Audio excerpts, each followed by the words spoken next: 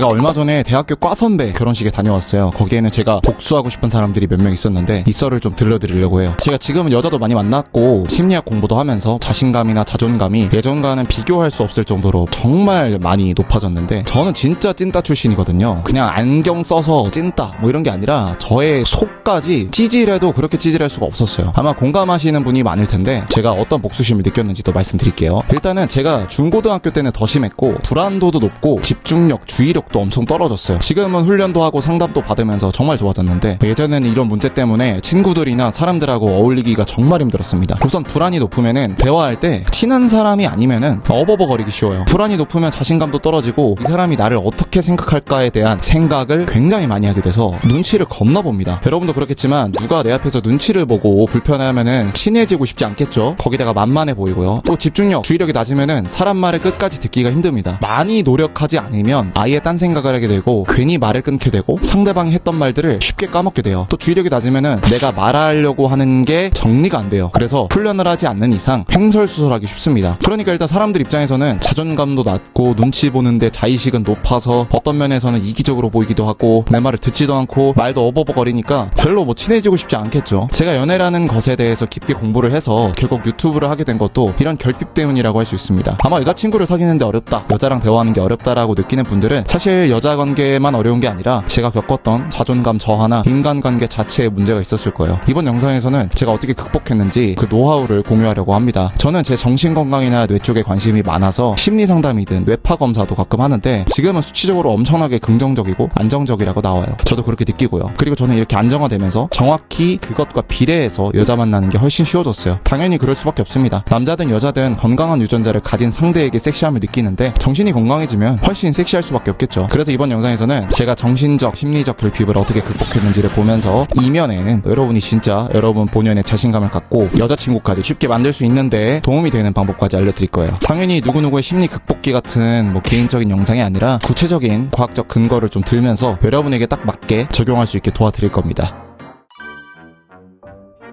사람들 앞에서 어버버거리면서 아무 말도 제대로 못하고 눈치만 보고 있는 내가 너무 한심해 보였어요. 특히 여자랑 대화할 때는 더더욱이요. 여자가 조금만 예쁘면 마음속에서 불안이 치솟았습니다. 대체 뭘 말해야 되지? 대답 대신 떠오른 건 하나뿐이었어요. 웃겨야 한다. 그래야 내가 돋보이고 그래야 여자들이 나를 좋아하게 된다고 생각했죠. 그래서 실제로 초등학교 때 장래희망이 개그맨이었어요. 웃겨야 사람들이 나를 좋아해 줄 거야. 그게 제가 생각한 유일한 해결책이었죠. 머리는 어떻게든 재밌는 말을 찾아내려고 애를 썼습니다. 하지만 입에서 나온 건 억지스러운 농담뿐이었어요. 진짜 무슨 제가 내뱉은 말이 공기 속에서 허공을 맴도는 듯 했습니다. 당연히 사람들의 반응은 차가웠고 어색한 침묵만이 흘렀어요. 마치 무대 위에서 실수를 저지른 배우라도 된 것처럼 사람들이 저를 훑어보는 것처럼 느껴졌어요. 아, 이번에도 실패했다 라는 생각을 했고 도대체 뭘 해야 할지 몰랐고 이상한 말을 하니까 사람들이 점점 저를 만만하게 보는 것처럼 느껴졌어요. 제 자신이 점점 작아지는 게 느껴졌죠. 그들의 무심한 시선이 저를 뚫고 지나갈 때 수치심이 가슴을 조여오는 듯 했습니다. 매번 얼굴이 뜨거워지고 등이 따끔따끔 거렸어요.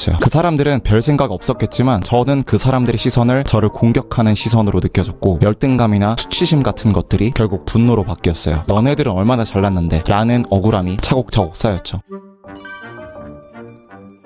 이렇게 약간 문과적인 감성으로 제 이야기를 풀어봤어요. 아마 공감하시는 분들이 꽤 많을 텐데 도대체 왜? 저는 왜 그렇게 사람들을 웃기려고 했고 열등감과 낮은 자존감은 왜 복수심으로 바뀌는 걸까요? 우선 뇌는 호랑이가 나타나는 것 같은 것뿐만 아니라 이렇게 사람들에게 무시를 당한다고 느낄 때도 위협이라고 느낍니다. 그래서 자신을 보호하기 위해서 그런 불안함을 공격성으로 바꾸는 거죠. 상처받은 자아를 회복하려는 시도인 셈입니다. 마치 성벽을 쌓고 그 위에 화살이나 대포 같은 걸 올려놓은 것처럼 자기 자신을 지나치게 방어하는 거죠. 저는 대학교 때까지만 해도 카푸어가 많이 없어서 벤츠를 타면은 진짜 성공하는 것처럼 보였거든요. 그래서 20살 넘게 먹고도 저는 내가 나중에 벤츠를 사서 누구 결혼식 때 가져가가지고 우연히 어떤 사람이 그걸 보고 우와 누구누구가 벤츠 타고 다닌대 이런 소문을 내고 싶은 그런 상상을 했습니다. 대단하다는 소리를 듣고 싶었나봐요. 진짜 개찐따 같죠. 심리학적으로 자존감이 부족한 상태에서는 돈이나 이제 권력, 차 이런 외부의 어떤 조건을 통해서 사람들에게 인정을 받고 싶어 한다고 합니다. 심하면은 이기고 싶다, 우위에 서고 싶다 이런 생각이 든다고 해요.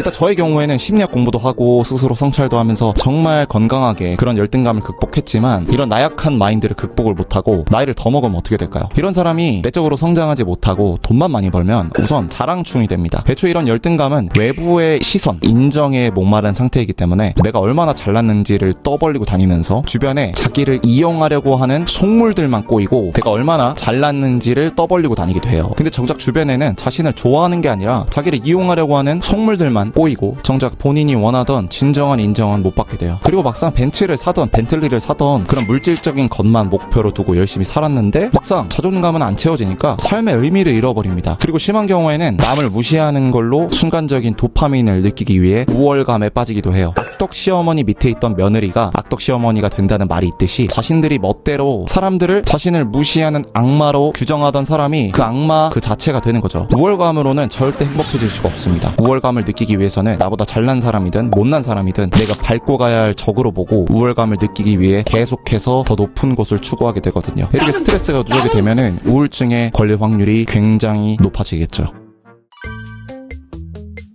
저처럼 복수심을 느낄 정도로 이제 과한 열등감과 낮은 자존감을 가진 사람이 극복하려면 어떻게 해야 될까요? 진짜 바로 써먹을 수 있는 꿀팁들을 알려드릴게요. 첫 번째 방법은 진짜 신선한 방법인데 감정에 이름을 붙이는 겁니다. 그게 뭐임? 보통 심리 치료할 때 심리적인 문제가 있을 때 가장 많이 하는 훈련이 감정과 거리를 두는 연습이에요. 감정이 태도가 되지 말자 이런 말이 유명하죠. 이게 진짜 효과가 있는 방법이에요. 여자 때문이든 뭐든 여러분이 안 좋은 감정이 들면 감정을 느끼는 내가 있고 그거를 바라보는 내가 있다고 생각을 하세요. 실제로 그렇습니다. 예를 들면 여러분이 화가 났을 때 화가 난 내가 있고 내가 화가 났구나 하는 거를 알아차릴 수 있는 내가 있잖아요. 실제로 심리학적으로도 그렇게 돼 있어요. 그래서 최대한 나 자신을 3자의 시선으로 보려고 해야 합니다. 그때 도움이 되는 게 감정 라벨링이고요. 특히 자주 느끼는 감정에 이름을 붙이면 좋아요. 여러분이 사람들을 만나서 열등감을 자주 느낀다면 열등감이라는 감정에 이름을 붙여주는 겁니다. 예를 들면 인사이드 아웃처럼 기쁨이 화남이처럼 귀엽게 이름을 붙여주는 거죠. 그 열등감에 제임스라는 이름을 붙여서 아 제임스 왔네, 화날 때는 화남이 왔네 이런 식으로요. 실제로 통합니다. 이렇게 이름을 붙여주면 감정과 거리를 두는 게 훨씬 쉬워집니다. 메타인지라는 게 이렇게 내가 어떤 생각을 하고 있는지 3자의 시선으로 바라보는 거거든요. 감정 라벨링만 꾸준히 해도 메타인지 능력이 실제로 올라가겠죠. 거리를 두고 나서 뭐 해야 함? 그때부터는 주체가 되려고 하세요. 여러분이 자존감이 낮고 인정받고 싶은 욕구가 엄청 들 때가 있죠. 관심받고 싶은 상태, 그 상태에서 막 이런 생각이 들 거예요. 아 남들이 나한테 관심을 가져주면 좋겠다, 왜 나는 착한데 몰라주지, 뭐 이런저런 생각이 들겠죠. 이때는 먼저 감정 라벨링을 하세요. 아 제임스 왔네, 관심받고 싶어하는 욕구를 느끼고 있구나. 그 다음에 근데 왜 내가 남이 해주는 관심을 바라기만 하지? 존나 수동적이네, 내가 주체적으로 할 수 있는 게 없나? 이렇게 반문을 해보세요. 그러면서 그냥 내가 관심을 먼저 주면 안 되나? 이런 생각을 가지세요. 고대 그리스 스토아 철학에서도 네가 바라는 방식으로 세상을 대하라는 말이 있고, 제가 종교인은 아니지만 성경에도 이런 말이 있어요. 남에게 대접을 받고자 하는 대로 너희도 남을 대접하라. 그래서 주체적인 삶을 산다는 느낌으로 여러분이 먼저 관심을 주고 먼저 남의 자존감을 채워주는 연습을 하세요. 내가 왜 남의 자존감을 채워야 함? 이게 착하게 살아라 이런 뻔한 말이 아니라 실제 뇌과학적으로 여러분에게 도움이 됩니다. 다른 사람들을 대하는 방식을 처리하는 뇌 부위랑 자기가 자신을 대하는 방식을 처리하는 뇌 부위랑 거의 똑같다고 해요. 그래서 다른 사람을 존중해 줄 때야말로 자존감이 동시에 올라가는 거죠. 그래서 괜히 고대 성인들이 그런 말을 한 게 아닙니다. 불교에서도 나와 남을 구별하지 말라는 말을 하고요. 남을 존중하는 게 다 여러분에게도 도움이 되는 거예요. 우리가 눈치를 보거나 자존감이 떨어지는 거는 남들이 무시하는 것 같은 느낌을 받기 때문이에요. 그래서 여러분이 무시를 당한다고 느낄 때 그게 느낌일 뿐이지 실제로 그렇지 않을 수도 있다고 생각을 하세요. 실제 고대 그리스 스토아 철학에서 이런 얘기를 합니다. 어떤 파티 자리를 가요. 근데 내가 친구들이랑 앉았는데 다른 곳에만 음식을 갖다 주고 내 자리에는 안 갖다 줘요. 그때 당연히 화가 나겠죠. 이 새끼들 나 무시하나? 라는 생각이 들겠죠. 근데 그런 상황에서 철학자들은 그걸 모욕으로 받아들이지 말라고 합니다. 내가 기분이 나쁜 이유는 실제로 무시를 당해서가 아니라 내가 무시당했다고 느껴서라고요. 생각해보면 그 사람이 바빠서 나를 못 봐줄 수도 있죠. 그리고 무시를 했더라도 그냥 자리를 뜨면 되지 거기서 기분 나빠하고 그럴 필요는 없잖아요. 생각해보면 이게 얼마나 근본적인 인간의 소심한 감정이면은 고대 그리스 때부터 전해져 오나 이런 생각이 들었어요. 다음으로 자존감을 높이기 위해서 침묵에 책임을 지려고 하지 마세요. 자존감이 낮은 분들은 침묵을 못 견딥니다. 그래서 방송인들이 오디오를 비면 어떻게 채우려고 하는 것처럼 여러분이 있는 자리가 조용해지면 어떤 말이든 하려고 하거나 쓸데없는 말을 해서 더 자존감이 낮아져요. 그냥 착해서 오디오를 채우려고 하는 거 아님? 이게 진짜 착해서 하는 경우도 있죠. 근데 내가 이 대화를 책임져야 한다는 주인공병일 수도 있어요. 왜 이 대화를 여러분이 책임져요? 자기 중심적인 자의식 과잉일 수 있습니다. 그 자리에 있는 다른 사람들에게도 책임이 있고 그 사람들은 얘기를 별로 안 하고 싶을 수도 있잖아요. 굳이 여러분이 책임질 필요 없어요. 그리고 웃길 필요도 없고요. 이게 사실 통제 욕구인 경우가 있어요. 무슨 통제? 그 사람들의 감정을 여러분이 어떻게 해보겠다는, 그리고 이 대화의 분위기를 어떻게 해보겠다는, 그래서 내가 어떻게든 돋보이겠다는 그런 통제 욕구죠. 이기적인 마인드일 수 있다는 겁니다. 그래서 진정으로 좋은 마음으로 뭔가를 하려고 한다면 너무 혼자만의 해석으로 통제를 하려고 하지 않는 게 남들을 위해서도 본인의 자존감을 위해서도 여러모로 좋을 수 있어요. 5번째 극복법입니다. 여자랑 대화를 할 때든 사회생활을 할 때 대화를 할 때든 우리가 긴장하는 이유는 진심으로 상대방의 이야기에 몰입하기보다는 내가 어떻게 보일까에 대해서 신경을 쓰기 때문이에요. 근데 신경 안 쓰기가 너무 어려움. 그래서 꿀팁이 하나 있습니다. 바로 영화 캐릭터를 분석하듯이 보는 거예요. 실제로 소설이나 영화에서 캐릭터를 만들 때나 분석할 때 쓰는 요소들이 있는데 복잡한 거 다 빼고 성격, 동기와 목표, 갈등과 성장, 주변과의 관계, 배경과 가치관 이런 것들입니다. 그래서 상대방을 소설 캐릭터, 영화 캐릭터라고 생각하고 분석해버리는 겁니다. 어떻게 함? 생각보다 쉬워요. 첫 번째로 성격을 파악하는 겁니다. 우리가 영화를 볼 때 이 사람은 악역인가 뭐하는 놈인가 보잖아요. 그런 것처럼 상대방의 성격이 어떤지를 보는 거예요. 먼저 제일 쉬운 거는 MBTI죠. 이게 정확도가 떨어질 수 있지만 우선 파악해두면은 대충 이런 사람이겠구나 파악하기가 좋습니다. 포인트는 상대방에게 몰입하기 위해서 성격이 어떤지 관찰하는 거예요. 예를 들면 아이언맨은 잘난 척하는구나, 자기애가 강하구나 이런 걸 파악할 수가 있죠. 그 다음으로는 뭘 원하는지, 즉 동기나 목표를 알면 좋아요. 뭘 하고 싶은지, 그리고 왜 하고 싶은지, 그리고 그걸 위해서 어떤 수단을 사용하려고 하는지 등등이죠. 아이언맨의 경우에는 완전 쾌락주의자로 살다가 자기가 만든 무기들로 전쟁이 일어나는 걸 보고 책임감을 느껴요. 그래서 히어로가 되고 싶어 하죠. 이런 것들을 볼 수 있습니다. 그 다음은 갈등과 성장입니다. 갈등이 뭐임? 갈등이라는 게 별게 없어요. 인생에서 어떤 풍파가 있냐는 건데 아이언맨의 경우에는 중동에서 납치가 되고 건강이 나빠지고 빌런들이 나오고 히어로들과 싸우기도 하고 이런 것들이죠. 여자랑 어떤 대화를 할 때 어떤 힘든 일이 있었는지 파악하면 좋아요. 사람들은 자신의 약했던 점들에 대해서 공유할 때 급격하게 친해지거든요. 이렇게 소설 캐릭터, 영화 캐릭터를 분석한다라고 생각하면서 질문을 하면은 내가 여자랑 대화하고 있다. 어떻게 해야 되지? 이런 생각 때문에 긴장하던 사람들도 좀 더 편하게 대화하실 수 있을 거예요. 앞으로 실수라는 건 없다고 생각하세요. 눈치를 본다는 거는 사실 여러분의 행동이나 말실수를 할까봐 두려워하는 건데 막상 생각해보면은 실수라는 걸 가정한다는 거는 어떤 정답이 있다고 생각한다는 의미입니다. 예를 들어서 축구를 할 때 실수를 했다는 거는 왼쪽으로 차야 하는데 오른쪽으로 찼다는 걸 뜻하죠. 근데 말실수를 걱정한다는 거는 어떤 정답이 존재하고 그 정답과 다른 방향으로 말할까봐 두려워한다는 건데 사실 그런 정답은 없습니다. 여러분이 생각하는 정답이 실제로 정답이 아니거나 아예 정답 자체가 존재하지 않은 경우도 있고요. 대화는 너무 변수가 많기 때문에 정답이 존재하기가 힘들어요. 물론 말을 더듬거나 자신감 없이 말할 수 있어요. 혹은 재밌게 말하려고 했는데 기대만큼 사람들이 안 웃을 수 있죠. 그런데 그런 모습이 오히려 인간적인 매력입니다. 완벽하지 않은 모습이 친근감을 주고 상대방의 마음을 열게 만들 수도 있기 때문입니다. 예를 들어서 방송에서 개그맨들이나 MC들도 가끔은 말을 더듬지만 그게 오히려 재밌는 경우가 많죠. 말을 더듬었을 때는 오늘 왜 이렇게 더듬냐? 라고 농담하면서 유머로 승화하고 인간적인 매력을 보여줄 수 있는 기회가 될 수 있어요. 의외로 그럴 때 사람들은 오히려 더 좋아합니다. 예를 들어서 친구들이랑 대화를 하는데 말실수를 해서 모두가 웃음을 터뜨린 경험이 한 번쯤은 있을 거예요.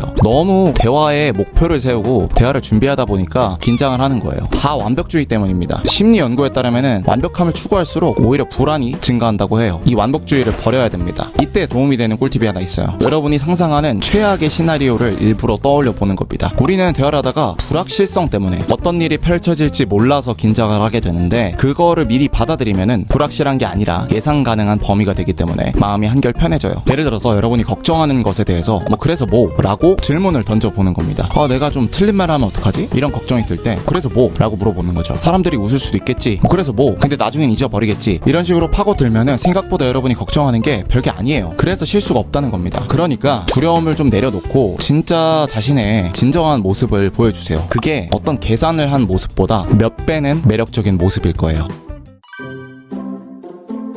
근데 이제 이 영상을 보시는 분들은 처음 부분에 말했던 결혼식에서 어떻게 됐나 궁금해하실 거예요. 벤츠를 타고 뭐 자랑을 했는지 제가 복수를 했는지 말이죠. 결론부터 말하자면은 차를 안 타고 택시를 타고 왔습니다. 택시를 타고 가면서는 아 맞아 내가 옛날에 찐따 시절에는 막 외제차 타고 와가지고 자랑하고 싶었었지 하면서 피식피식 웃었어요. 옛날에 제가 유치하고 막 귀엽더라고요. 자랑도 아무것도 안 했고요. 벤츠는 1, 2년 전에 중고로 사서 타다가 팔았어요. 자존감과 똑같은 게 뭔지 아세요? 타존감입니다. 타존감 그게 뭔 소리임?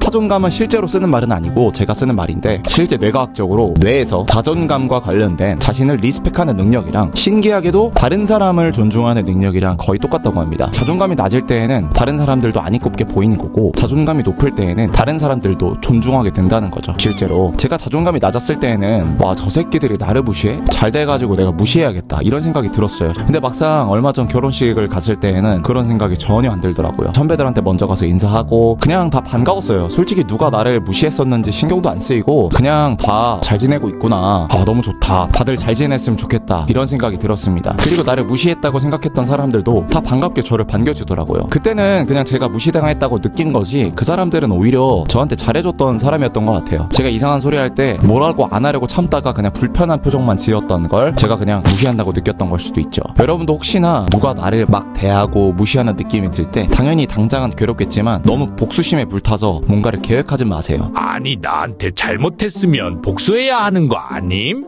자존감에 제일 안 좋은 게 복수심입니다. 복수심이 들면 어떻게 되죠? 그 사람을 어떻게 해보겠다는 생각이 24시간 내내 내 머릿속에서 핑핑 돌잖아요. 잠도 안 오고요. 근데 아까 말했듯이 자존감이랑 타존감이랑 거의 똑같다고 했죠. 복수심이 들면은 타존감이 낮아지면서 자존감도 더 낮아집니다. 남한테 어떻게든 복수를 해야겠다는 생각이든 나중에 우월감을 느끼려고 하는 거든 그런 생각을 하는 것 자체가 스스로에게 침뱉는 거라고 생각하세요. 다른 사람한테 어떻게든 복수를 하겠다, 나중에 무시하겠다라는 우월감 같은 것들은 여러분 인생에 아무런 도움이 안 된다 정도가 아니라 여러분한테 실제로 너무너무 안 좋습니다. 그렇게 우월감이 생겨도 아무런 의미가 없어요. 저는 여러분이 자존감을 올려서 정말 멋있는 사람이 되었으면 좋겠어요. 관대하고 좀 보듬어 줄 수 있는 그런 사람이야말로 진짜 자존감이 높은 상태인 겁니다. 자존감이 낮으면 너무 사람이 찌질해 보여요. 다른 사람들한테 인정받기 위해 보여주기식 인생을 살게 되고요. 자신의 존재 가치를 확인하기 위해 끊임없이 남들한테 보여줄 수 있는 성과를 내야 한다고 생각해요. 그렇게 인생 전체가 자기도 모르는 사이에 남들에게 어떻게 보여질까에 따라 직업도 정하고 결혼도 하고 그러는 거죠. 제일 마음이 아픈 거는 자존감이 낮으면 자꾸 자기 비판을 하게 됩니다.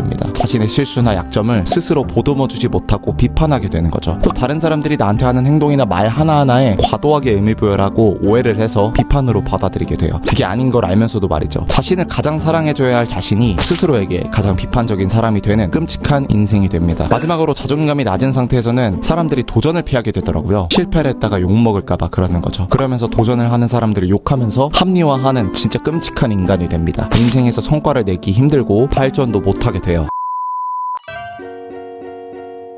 근데 이제 진짜 구체적으로 여러분의 자존감을 올리는 법을 알려드려야겠죠. 아마 대부분의 분들이 앞에 부분들만 보고 아 그렇구나만 하고 영상을 껐을 거예요. 그런 분들은 사실 이런 영상 100개 봐도 안 바뀝니다. 개척하는 남자가 되어야 한다고 말씀을 드려도 그렇구나 하고 어떤 개척도 없이 바로 다른 뭐 게임 영상 같은 거 보러 가거든요. 지금 이 영상의 스크립트가 10,000자를 넘어가고 있어요. 원고지로만 쳐도 50매가 넘어가는 거죠. 얼마 전까지만 해도 사람들이 뭐 책을 안 보고 유튜브 영상만 본다고 하면서 현대인들의 집중력이 떨어진다 이러면서 걱정을 했는데 요즘에는 책뿐만 아니라 긴 영상도 잘 못 봐요. 그런 사람들은 저는 못 바뀐다고 봐요. 하지만 지금 이 부분을 보고 계시는 여러분은 호기심으로 봤든 내용이 좋아서 봤든 정말 바뀌고 싶어서 간절해서 봤든 여기까지 보신 것만으로도 진심으로 대단한 분들입니다. 그래서 실제로 바로 써먹을 수 있는 자존감을 올리는 방법은 끝까지 본 분들만을 위해서 일부러 앞에서 언급을 안 했습니다. 앞에 내용을 어느 정도 알아야 써먹을 수 있는 것도 있지만 제 개인적인 이제 장인정신 같은 것 때문에 바뀔 사람들만 봤으면 좋겠다는 마음에 지금 말씀드리는 것도 있습니다.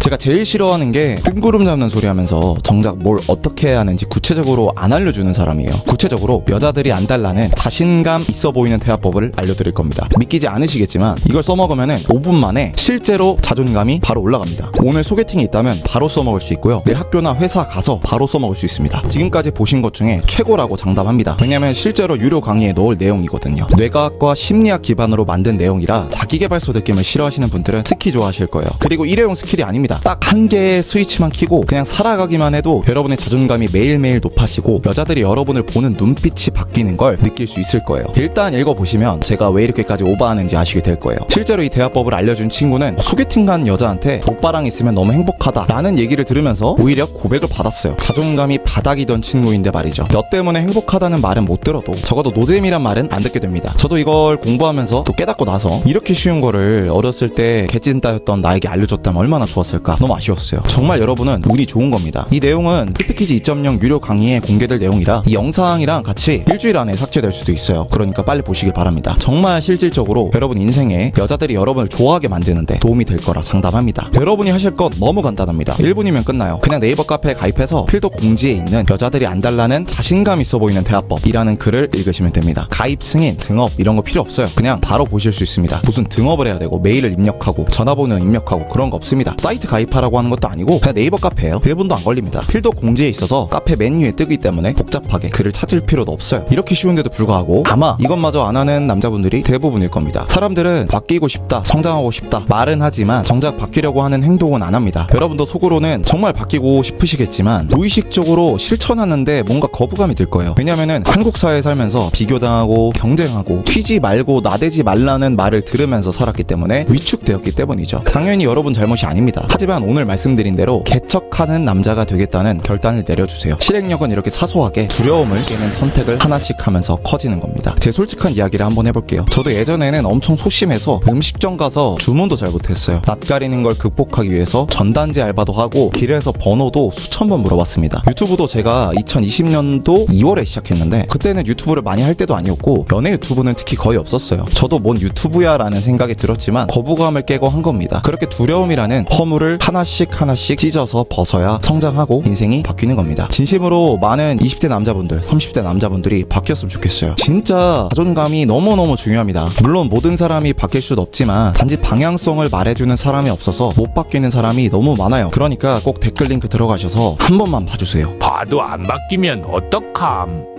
정말 안타깝게도 그런 의문이 드는 이유가 바로 자존감, 자기 확신이 낮기 때문입니다. 그러니까 그런 거부감이 들면 들수록 이 글을 꼭 봐야 되는 거예요. 한국 사람들은 어차피 세계에서 지능도 가장 높은 편이고 교육 수준도 엄청 높습니다. 미국만 가도 곱셈 같은 것도 못하는 사람도 많아요. 그리고 또 한국 사람들이 엄청 열심히 사는 편입니다. 과소평가하지 마세요. 두려움을 깨는 연습, 나를 바꾸기 위해서 선택을 하고 문제 해결을 하는 연습이라고 생각하고 한번 보세요. 여러분이 살면서 여러분에게 너는 할 수 있다 라고 해주는 사람이 많이 없었을 거예요. 저도 그렇고요. 대부분 그건 이래서 안 돼, 너는 이런 점을 고쳐야 해, 이렇게 단점을 지적해주는 사람들밖에 없었을 겁니다. 제가 바로 옆에서는 아니더라도 계속 여러분이 바뀔 수 있다는 얘기를 해드릴 거예요. 그리고 그런 얘기를 계속 들으면 신기하게도 사람이 할 수 있는 사람이 됩니다. 강하고 멋진 사람이 될 수 있어요. 그래서 그런 훈련의 일환으로 가입해서 한번 보세요. 손해보는 거 없습니다. 이 칼럼은 거의 정답에 가까워요. 제가 똑똑해서가 아니라 과학적 기반이고 제가 임상도 하고 해본 사람들 모두 예외 없이 자존감이 올라가고 여자들이 나를 보는 눈빛이 바뀌는 걸 느꼈다고 합니다. 평생 이상한 정보들 때문에 틀린 선택지만 했을 많은 남자분들이 글을 보고 건강하고 남자답고 인간다운 남자가 되었으면 좋겠어요. 이번에는 정말로 배울 때고 선택할 때입니다. 다른 영상은 재미로 봤어도 지금까지는 미뤄왔어도 이번만큼은 미루지 마시고 바로 댓글 클릭해서 한번 보세요. 그냥 네이버 카페 가입해서 글을 보는 것 뿐입니다. 너무 간단하죠? 1분도 안 돼서 볼 수 있는 글로 여러분의 인생이 바뀔지도 모릅니다. 지금 바로 클릭해서 보세요.